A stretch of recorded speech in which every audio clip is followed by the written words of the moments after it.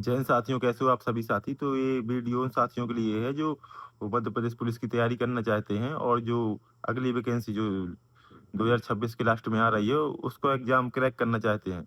तो क्योंकि मैंने जो है मात्र 1 साल की तैयारी में एग्ज़ाम क्रैक किया था और ये मेरी रणनीति क्या रही उसके बारे में पूरे वीडियो में बताऊँगा, क्योंकि गाइडेंस बहुत मायने रखता है। मुझे भी मेरे चाचा जी की गाइडेंस मिला था।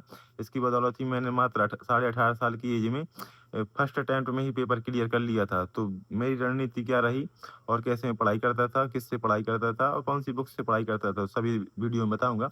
तो सबसे पहले जान लेते हैं कि एलिजिबिलिटी क्या है, आखिर कब आप फॉर्म भर सकते हैं। तो आपके पास 10वीं पास होना चाहिए जब आप फॉर्म भर सकते हैं, और यदि एसटी कैटेगरी से हैं तो आपके पास 8वीं पास होना चाहिए। ये नॉर्मली हो जाता है। और हाइट आपकी 168 सेंटीमीटर होनी चाहिए, और यदि आप एसटी कैटेगरी से हैं तो आपकी 160 सेंटीमीटर होना चाहिए। यदि आप फीमेल हैं तो आपकी 155 सेंटीमीटर हाइट होना चाहिए। किसी भी कैटेगरी से हो, फीमेल में 155 सेंटीमीटर ही लगती है।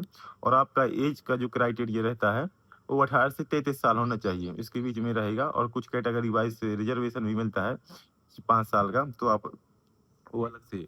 और आपका चेस्ट 81 से 86 सेंटीमीटर होना चाहिए।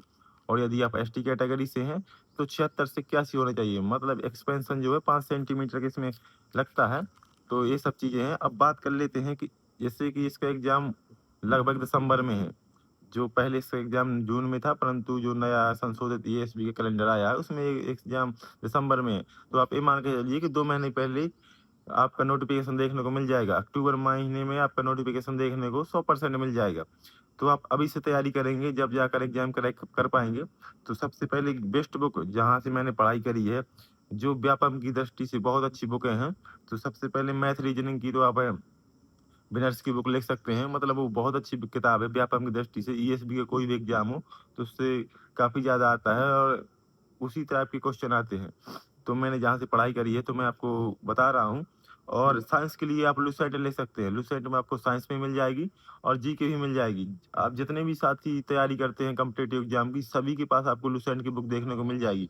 तो ये कुछ चीज़ें हैं, लुसेंट आप ले लो, मतलब जीएस और साइंस के लिए उसी से आएगा।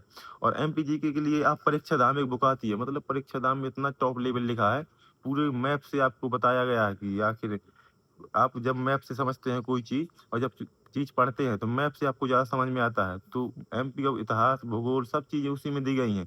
तो आप परीक्षा धाम आपके लिए बेस्ट रहेगी। और मैंने पढ़ाई कहाँ से की? ये तो थी बुक की बात कि कौन-सी बुक से पढ़ाई की। तो मैंने जो है 1 साल लगातार मैंने बिना इंस्टीट्यूट से पढ़ाई करी है, और उसके जो सर हैं बहुत अच्छा पढ़ाते हैं। मतलब व्यापम की दृष्टि से मैं आपको पहले ही बता चुका हूँ, बहुत अच्छा है जो विनर्स से है, बहुत अच्छा है। तो आप उसी से पढ़ाई कर लें, क्योंकि आपके पास लिमिटेड टाइम है। यहाँ-वहाँ मन डिस्टर्ब मत करें और उसी से पढ़ाई करें।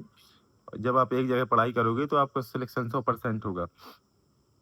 और जो उनकी एक मैच भी चल रही है, कर्मवीर करके है, तो आप वो खरीद सकते हैं। तो अब मैं अगला बात करता हूँ। यदि आप एमपीजी के अच्छे से पढ़ना चाहते हैं, इतना टाइम नहीं है, तो आप परीक्षा धाम की बुक ही ले लें, उसी से पढ़ें। बाकी आप डिटेल में पढ़ना चाहते हैं, तो विपिन शुक्ला सर पढ़ाते हैं। वो एमपीपीएससी के लिए पढ़ाते हैं, तो इतना अभी टाइम नहीं है, वो बाद में देखना। पहले आप परीक्षा धाम ले लो। और मतलब स्ट्रेटजी क्या रहेगी, मतलब कौन-सी रणनीति है, कैसे आपको पढ़ना है? तो कई साथी मेरे को कमेंट करते हैं कि सर मेरे को समझ में नहीं आता है, मैं जब किताबें पढ़ता हूँ।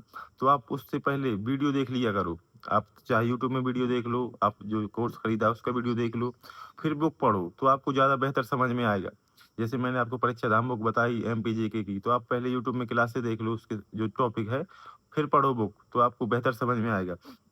अब ये रहेगी आपको पढ़ना कितना है, तो आप नॉर्मली अब 4 से 5 घंटे, 5 घंटे तो आपको पढ़ना ही है। यदि आपको वो एग्ज़ाम आने वाला क्रैक करना है 2026 का, तो 5 घंटे आप मान के चलिए। और क्योंकि आप मान के चलिए कि 6 महीने का टाइम बचा हुआ है। 6 महीने यदि आप ने लगातार पढ़ाई कर ली, तो आपका सिलेक्शन 100% हो जाएगा। यदि आपने यहाँ-वहाँ माइंड डिस्ट्रैक्ट किया, तो आप अ, सिलेक्शन से बहुत दूर भी जा सकते हैं। तो आपको ये चीज़ें ध्यान देनी है। और इसमें कुछ ध्यान देने योग्य बातें होती हैं। सबसे पहले को आपको रिदम रिदम से पढ़ाई करनी है। कई साथी क्या करते हैं कि 1-2 दिन तो अच्छी पढ़ाई कर लेते हैं, 8-8, 10-10 घंटा करते हैं, परंतु 2-3 घंटा का फिर गैप मार देते हैं 2-3 दिन का। तो ये चीज़ें आपको नहीं करना, आपको गैप नहीं मारना है। यदि आप गैप मारोगे, तो वो चीज़ें फिर आपको दोबारा से पढ़नी पड़ेंगी और फिर वही वहीं आप सिलेक्शन से पीछे रह जाते हैं। तो आपको भले ही कम पढ़ो, किसी दिन 2-3 घंटा ही पढ़ पाओ तो ठीक है, परंतु रोज़ पढ़ना है आपको और जब आपका नोटिफ़िकेशन आ जाए तो उसके बाद आप 8-8, 10-10 घंटे पढ़ने लगो, तो आपका एग्ज़ाम क्रैक 100% हो जाएगा। अब मैं आपको बताऊँगा कि आखिर आप पढ़ना कैसे है? इसका उपाय क्या है? रामबाण उपाय क्या है? सबसे पहले तो आप जो पढ़ रहे हैं, जो आपने बैच खरीदा है, उसका नोट्स बनाएँ। बिना नोट्स के आप कुछ भी नहीं कर सकते। नोट्स जब आप एग्ज़ाम देने जाते हो, तो आप नोट्स से ही रिवीज़न करके जाते हो। यदि आप नोट्स नहीं बनाओगे, तो सब चीज़ें भूल जाएँगी आपको और एग्ज़ाम में कुछ भी समझ में नहीं आएगा। तो नोट्स बनाओ और प्रॉपर जो पढ़ा रहे हैं, उसका सिलेबस खत्म करो। इसके बाद आप रिवीज़न करो।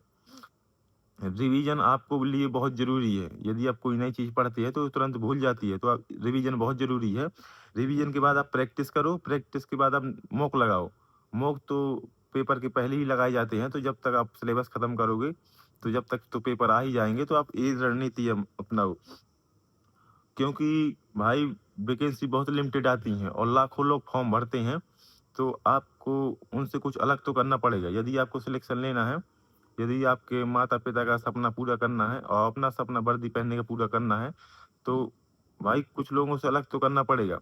यही फ़ॉर्मूला है कि आपको अब मन लगाकर पढ़ना है, आपको नाम नहीं क कई साथी क्या होते हैं, पढ़ाई के नाम पर नाम करने लगते हैं, कि मैंने आज 1 घंटा पढ़ लिया, 2 घंटा पढ़ लिया, तो नाम नहीं करना, आपको सरकारी नौकरी चाहिए, आपको वर्दी चाहिए, आपको अपने माता-पिता का सपना पूरा करना है।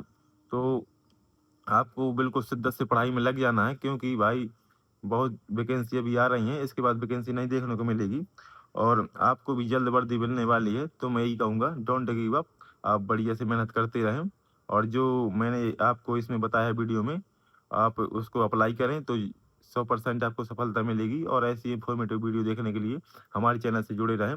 जय हिंद।